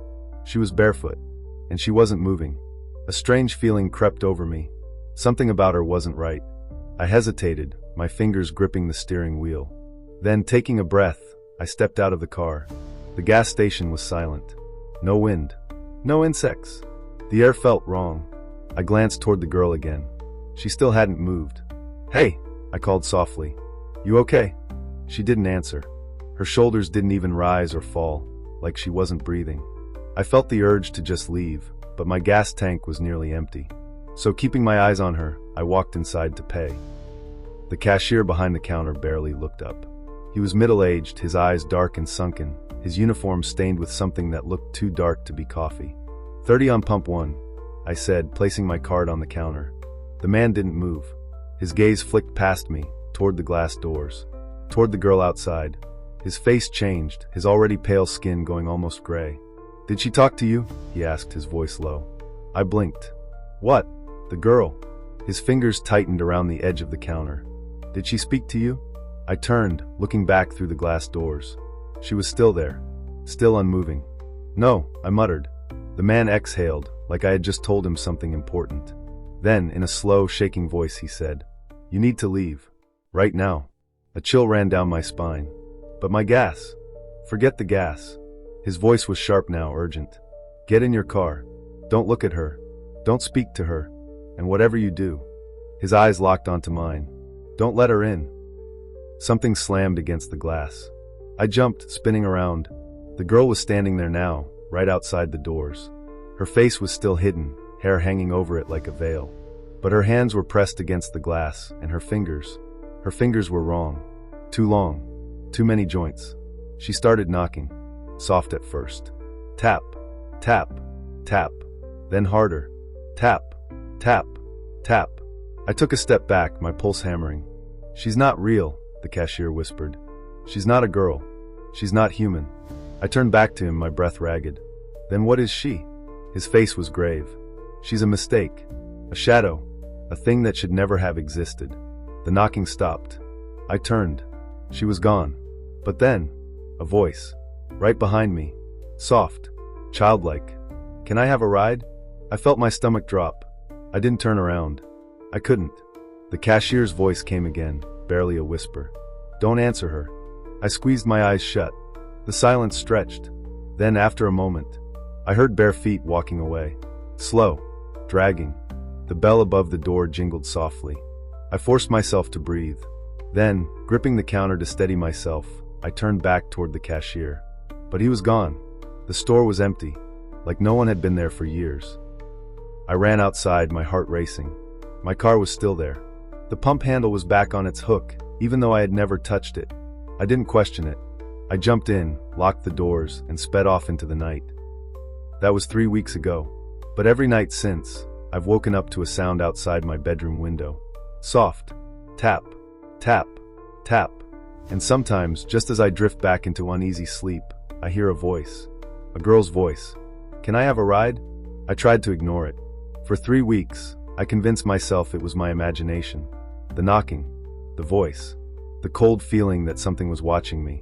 But last night, I woke up at exactly 3:12 a.m. The knocking was louder than ever. Urgent. Desperate. Tap. Tap. Tap. I held my breath, frozen in bed. Then slowly, I turned my head toward the window and saw her, standing just beyond the glass. The girl from the gas station. Only she had changed. Her hoodie was gone, leaving her pale, emaciated form exposed. Her arms were too thin, her fingers even longer, their joints bending the wrong way. Her hair still hung over her face. But this time, she lifted her head, and I saw her face. There was nothing there. No eyes. No nose.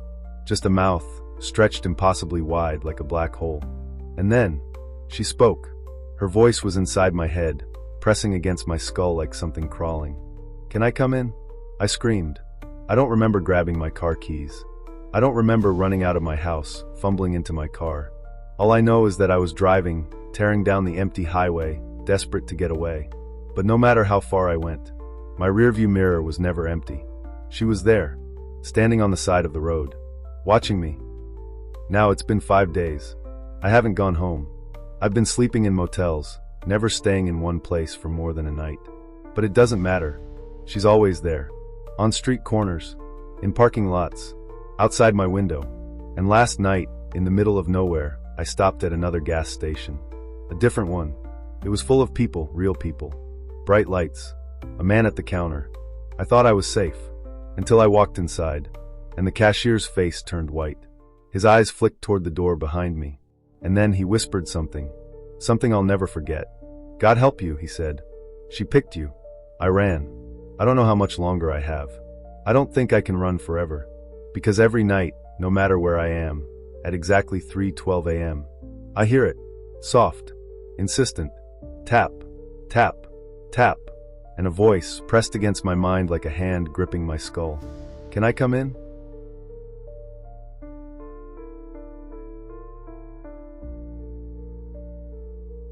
I had been on the road for nearly 8 hours, my body aching from the endless drive. The night had swallowed everything around me. No other cars, no towns, just an endless stretch of pavement cutting through a sea of trees. I didn't even remember the last time I had seen a road sign. Then, as if appearing out of nowhere, I saw it. A small gas station, sitting alone on the side of Route 6. The sign above flickered weakly, barely visible through the mist that had begun to roll in. Joe's Gas, open 24 hours. There were no other cars, but the lights inside were on, and I was running on fumes. I pulled up to the pump and stepped out, the cold air immediately wrapping around me. The station looked old, like it hadn't been updated in decades. The single pump had no card reader, meaning I had to go inside to pay. That's when I noticed something strange.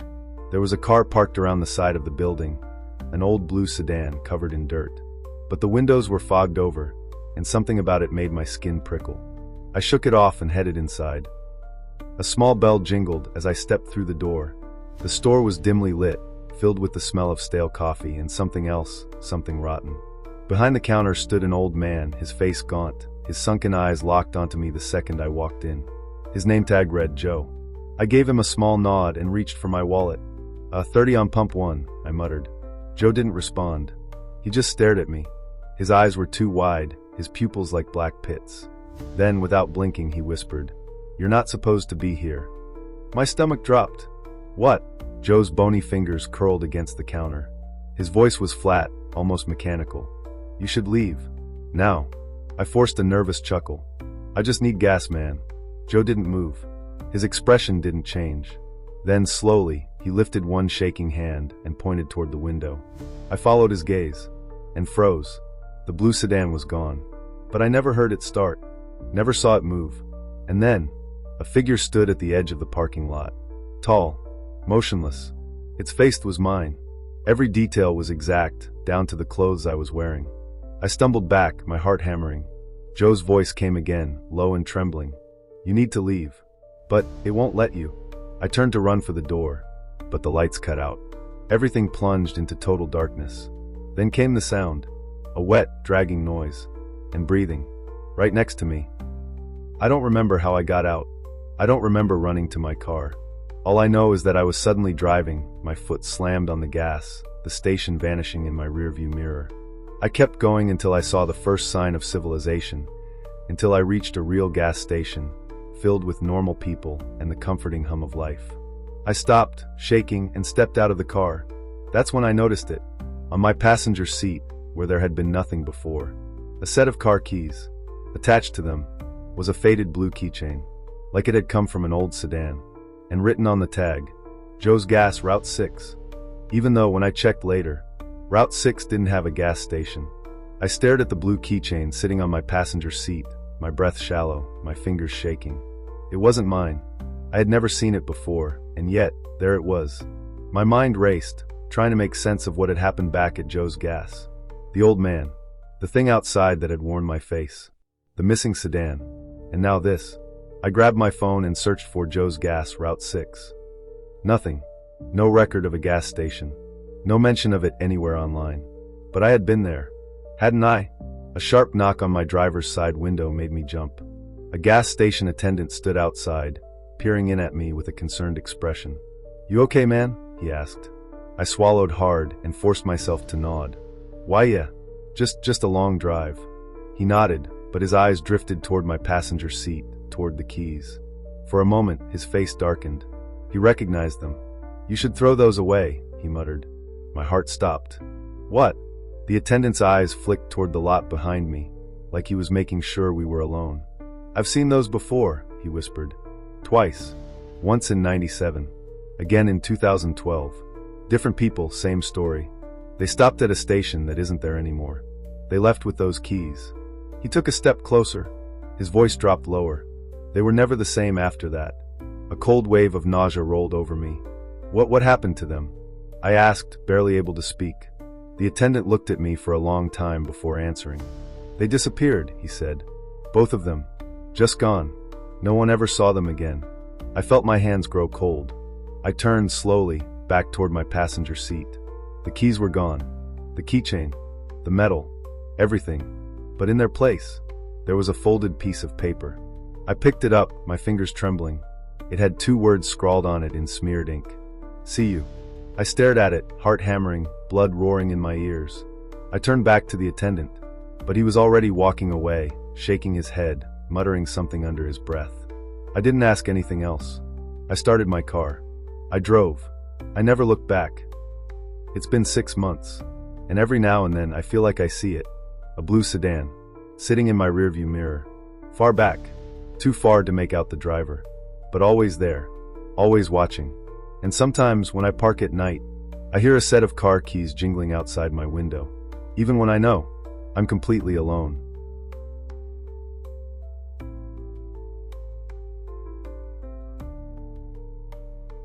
I had been driving for hours through an empty stretch of highway, my eyes heavy, my body aching. The night outside was absolute, swallowing the world beyond my headlights. The gas gauge was dangerously close to empty, and my phone had no signal. Just as panic started to settle in, I saw it. A small gas station sitting alone on the side of the road. Redwood Gas, open 24 hours. It looked old, its paint peeling, the neon sign buzzing erratically. There were no other cars, no signs of life. But I had no choice. I pulled up to the pump, stepped out, and was greeted by an unsettling silence. No wind, no insects, just the faint hum of the flickering sign. The pump was outdated, requiring me to go inside to pay. As I walked toward the entrance, a thought itched at the back of my mind. There were no cars in the lot, but the lights were on, and the open sign was still glowing. I pushed the door open. A small bell jingled, the sound oddly muted. The store was empty. Dim fluorescent lights buzzed above, casting a sickly glow over rows of dusty shelves. The air was stale, tinged with something metallic. I stepped cautiously toward the counter. Behind it, an old cash register sat next to a small display of faded cigarettes. There was no cashier.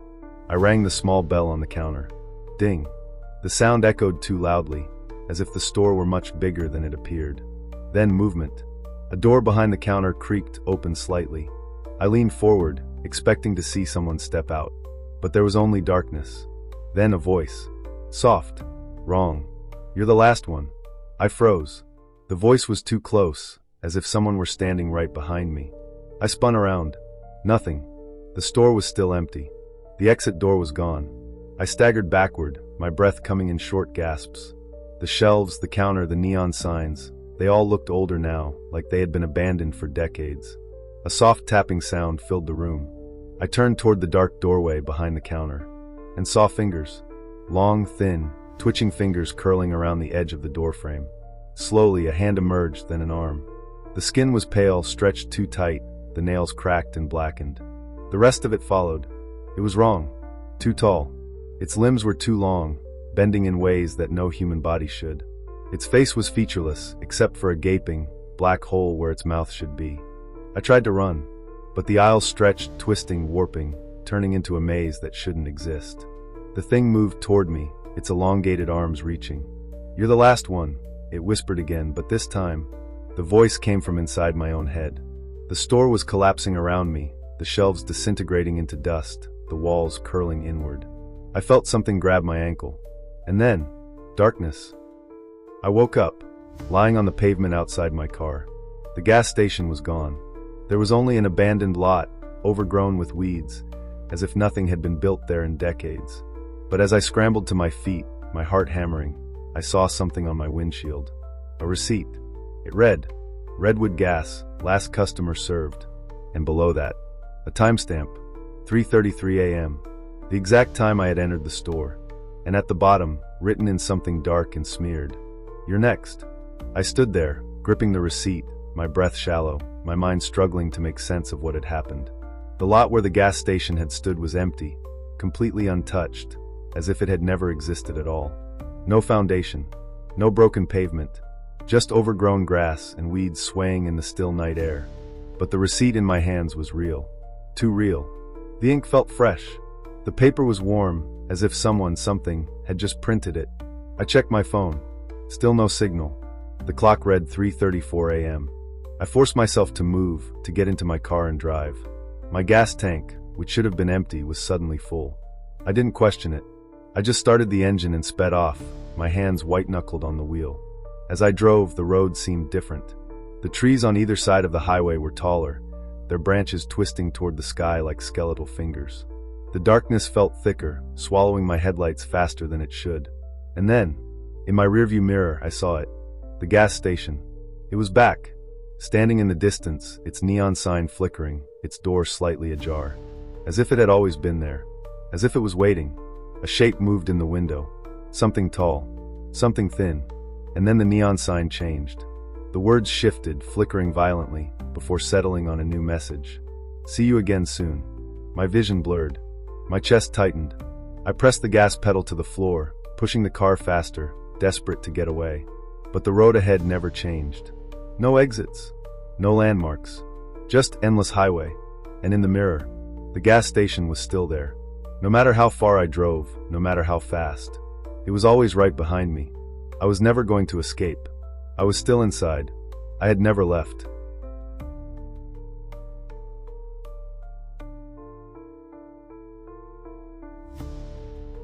I was on my way home from a friend's wedding, driving down a long, deserted stretch of highway. It was late, past 3 a.m., and the night felt heavier than usual.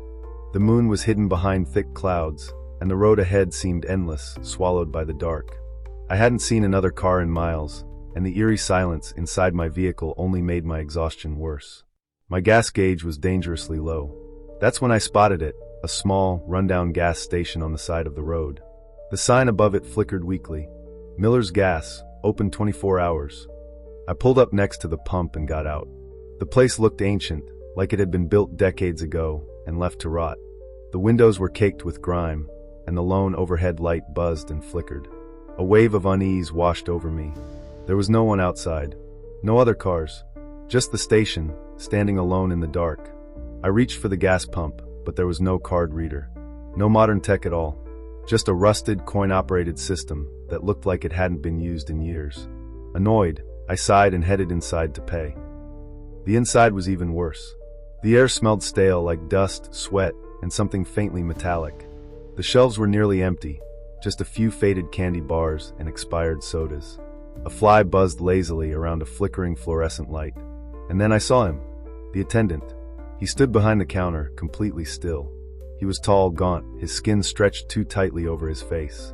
His uniform was pristine, despite the filth of the store, an old-fashioned gas station outfit with a name tag that read Walter.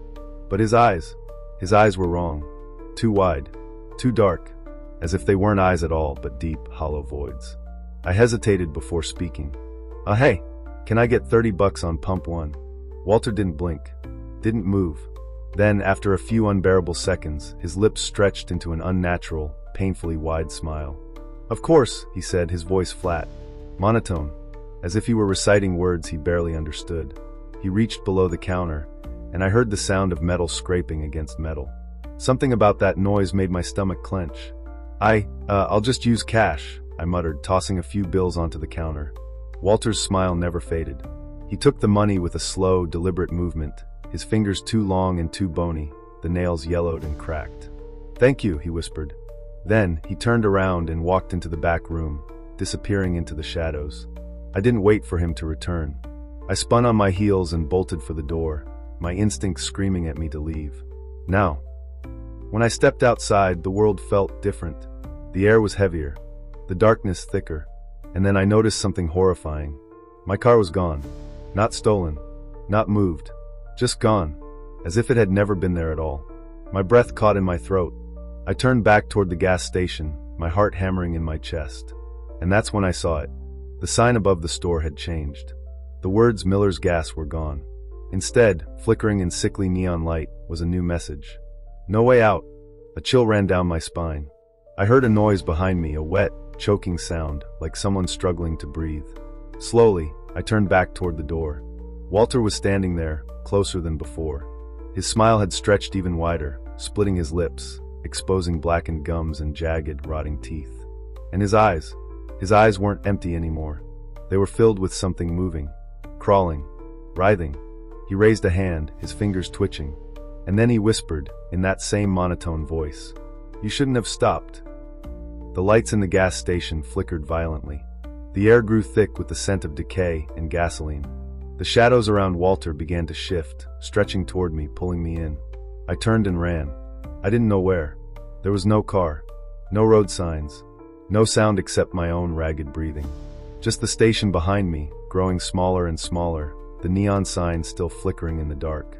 I ran until my lungs burned, until my legs gave out. And then, I woke up.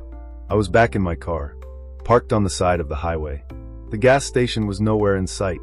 Only an empty lot remained, overgrown with weeds, as if no building had stood there in years. But on my dashboard, sitting neatly where my phone had been, was a name tag, Walter.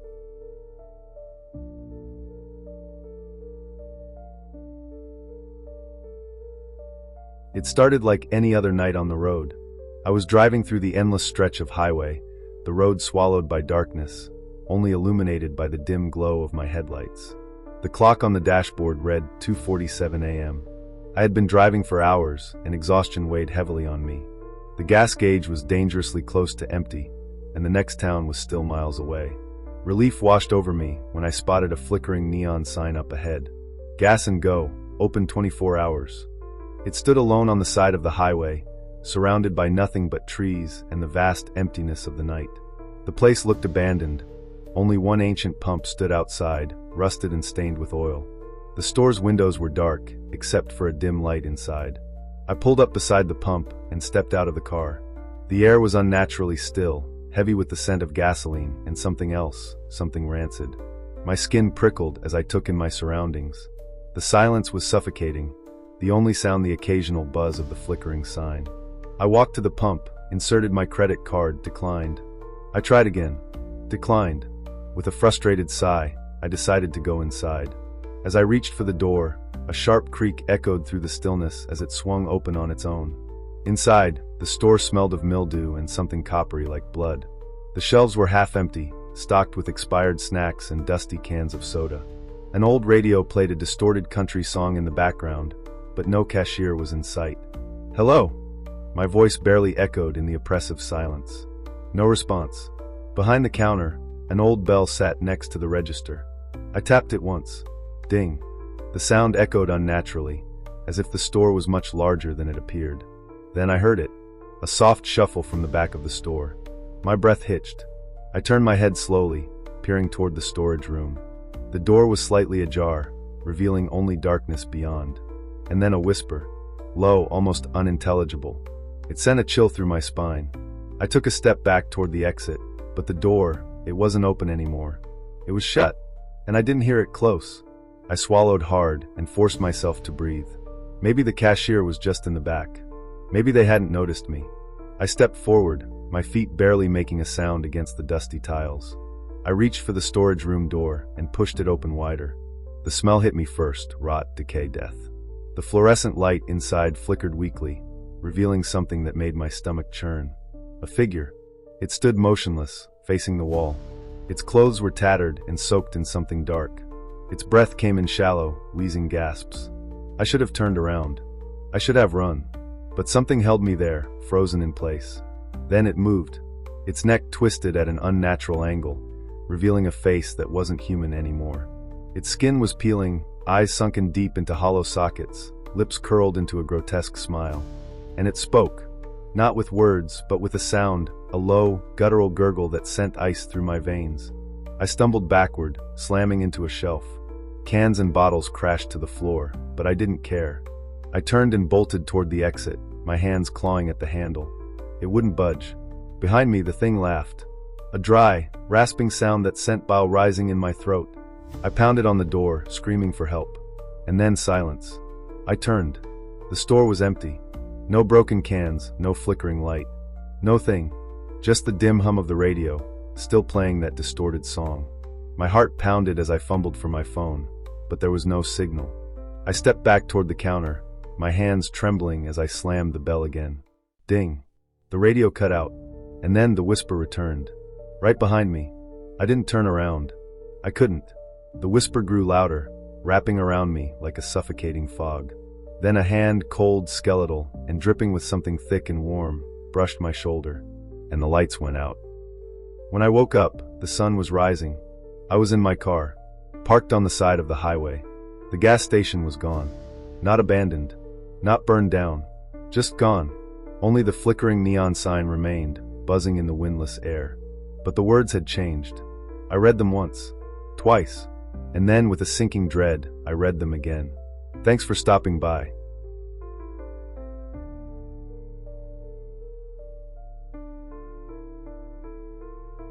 I had heard the warnings, the stories, the whispers on quiet nights in small towns about the gas station at the edge of the highway, but I never believed them. I had driven this route 1,000 times before, endless stretches of road, the hum of the tires and the monotony of the landscape. A gas station wasn't going to change anything. I was wrong. The night started like any other.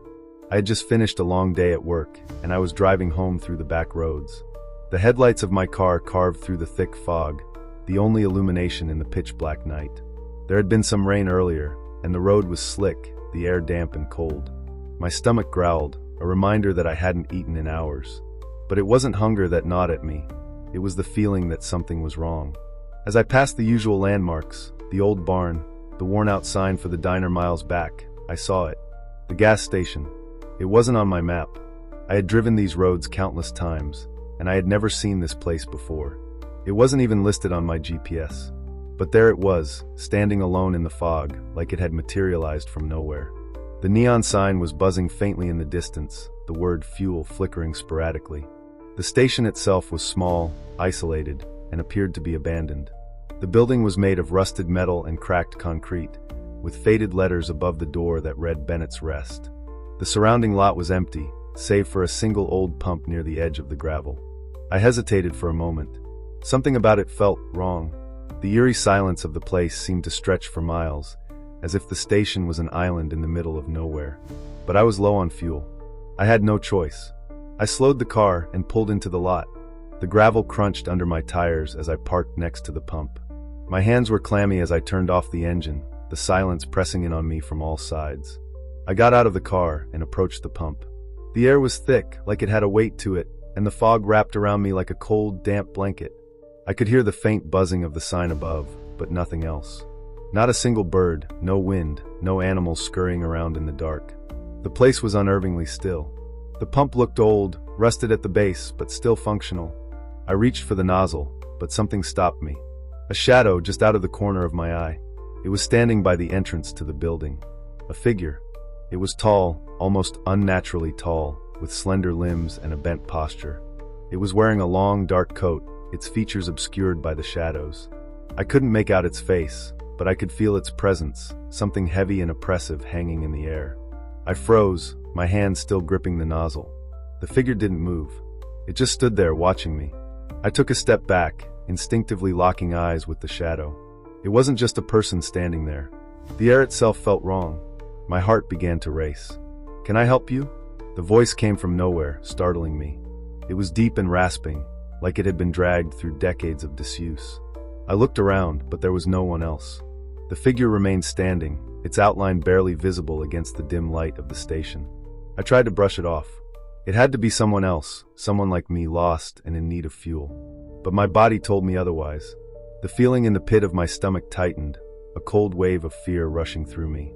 I forced myself to move, grabbing the nozzle and pressing it into the gas tank, all while my eyes darted back to the figure. Something in the way it stood made my skin crawl. Too still. Too quiet. The seconds felt like hours, the pumping of fuel into my car the only sound in the air. As the numbers on the pump clicked higher, I began to feel a sense of urgency. Suddenly, the figure moved. It stepped forward with a slow, deliberate motion, dragging its feet across the ground. Its coat fluttered slightly with the movement, but there was no sound. No scrape of fabric. No footsteps. The figure glided, a terrible, unnatural motion that made my throat tighten. I couldn't look away. The air around me grew heavier, colder. The temperature dropped, and I could see my breath, misting in the air in front of me. I looked down at the pump. The fuel had stopped. The nozzle had clicked, signaling the end of the fill. But the figure was closer now. Much closer. And I could see its face. Or what remained of it. The skin was pale and stretched, pulled taut over its skull, as though it hadn't seen the light of day in centuries. Its eyes were black, dark pools of nothingness, and its mouth was a gaping void, the edges cracked, as though it had been torn open. There were no teeth, only empty space, like it had been carved out of the darkness itself. The air grew thick, suffocating, and for a split second, I thought I could hear whispers. They were faint at first, barely perceptible, but then they grew louder, murmurs of voices, distorted and chaotic. I backed away from the pump, stumbling on the gravel as I turned toward the car. The engine was still off, the silence deafening. I reached for the door handle, but my hand was shaking too violently. And then, in a whisper, the voice came again, this time directly behind me. "You shouldn't have come." I spun around, but there was no one there. The figure had disappeared. My heart pounded in my chest. I glanced back at the pump. The car was still full. I hadn't even paid for the fuel. My hands were shaking as I got into the car and slammed the door shut, fumbling for the keys. I started the engine, the sound of the car roaring to life filling the otherwise silent night. I threw it into reverse, my foot heavy on the gas pedal. The wheels spun on the gravel, and I quickly jerked the car onto the road, the fog pressing in from all sides. I didn't look back. I didn't dare. But as I drove, my eyes kept darting to the rearview mirror. And in the reflection I saw it. The station. Still there. But the sign wasn't glowing anymore. It was dark. The building was abandoned, empty. The lot was deserted. And standing at the entrance was the figure. Its grin stretched impossibly wide, and its eyes, they followed me. As I sped down the road, I couldn't shake the feeling that I wasn't the one driving. I was the one being driven.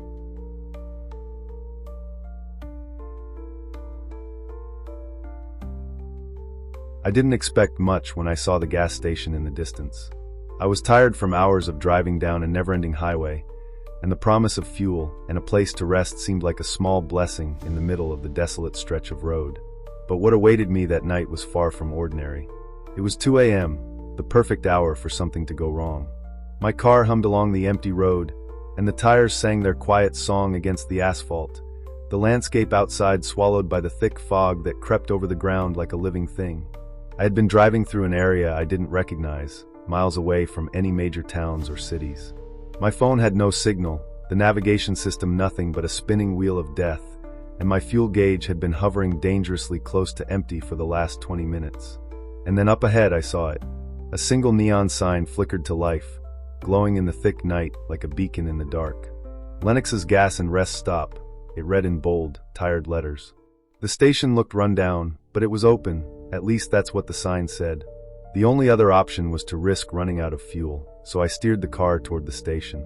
As I pulled in, I couldn't help but notice how quiet the place was. The air was heavy, thick with the smell of oil, gasoline, and damp earth. The station itself was a small, square building, its edges worn and peeling from years of exposure to the elements. The pump stood alone, flickering its dull yellow light as if trying desperately to stay alive. The only sound was the faint buzzing of the neon sign overhead. I got out of the car and walked toward the pump. The gravel crunched beneath my boots, and with each step, the silence around me felt more oppressive, as if something were watching me from the dark corners of the lot. I tried to shake off the feeling, telling myself I was just tired.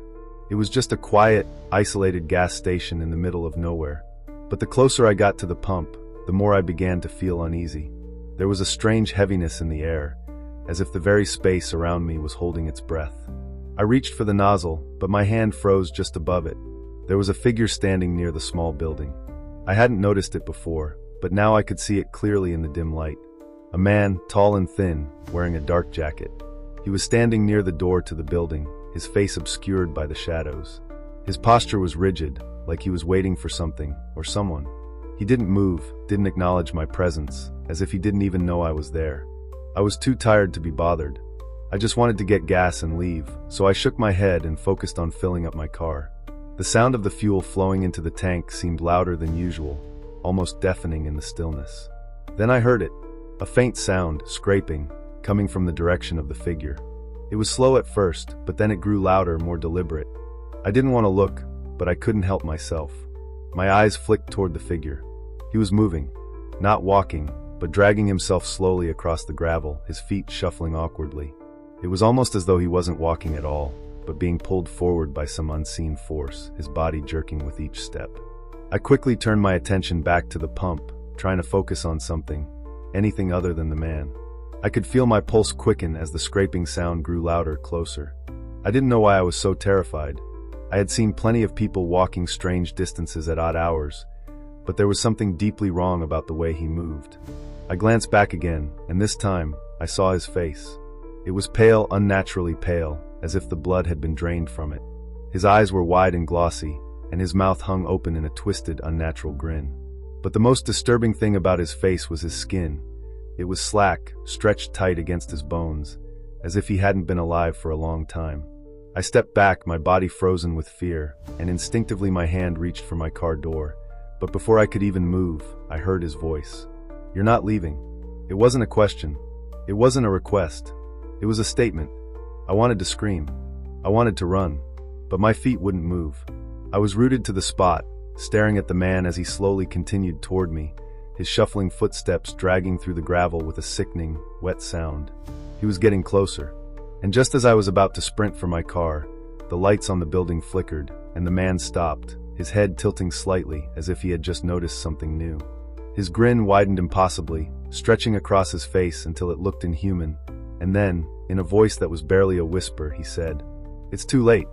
I turned and ran, barely making it to the driver's side door before the world around me seemed to shift. The air grew heavier, suffocating. The world around me blurred, and I had the unsettling feeling that something was closing in on me. I shoved the key into the ignition, my hands shaking so violently I nearly dropped it. As the engine roared to life, I slammed the car into drive, spinning the wheel with all the strength I had left. I didn't look back. I couldn't. But as I raced down the road, my headlights cutting through the fog, I realized something that made my heart drop into my stomach. In the reflection of the rearview mirror, I saw the man. He wasn't standing at the gas station anymore. He was in my car, sitting in the passenger seat, grinning that same twisted, hollow grin. And he whispered again, quieter this time, "I told you it's too late."